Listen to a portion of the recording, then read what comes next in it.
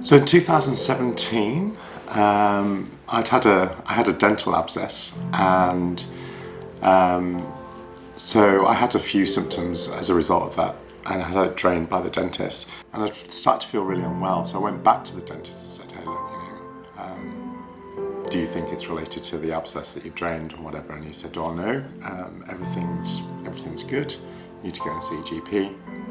And so I guess that was the first time that I'd realised that anything might be going on, because I'd noticed a couple of lymph nodes in the right side of my neck. So I did go and see my GP, and over the course of the next 6 months or so, we tried different things. Things weren't really improving, but it hadn't really got much worse. And it wasn't until perhaps to the back end of 2018 where I actually started getting other symptoms. Like I noticed that I was getting pain in my right ear.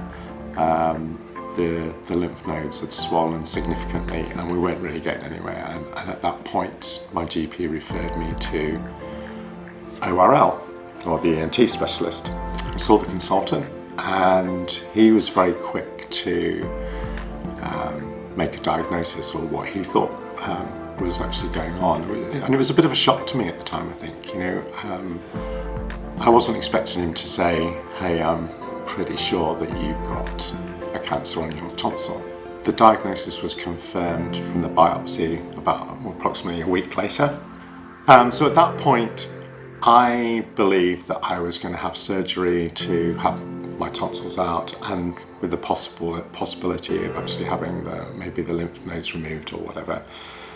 But having spoken to one of the consultants, it actually became apparent that it was inoperable, and that I actually had a stage 3 cancer, and it had gone from my tonsil all the way through, and I'd actually wrapped around the jugular as well as through the base of tongue.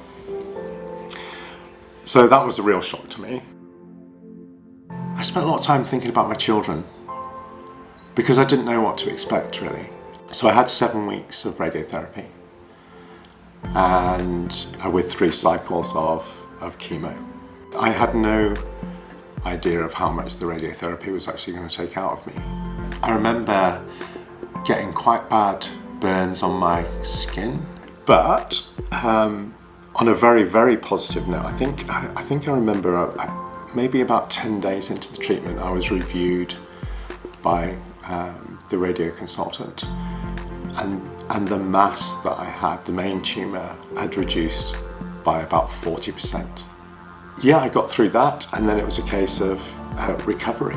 Some things I still can't enjoy really, like red wine, but most things, have pretty much returned to normal. My weight's returned to normal. I'm back playing squash, 3 times a week. So things are pretty good right now.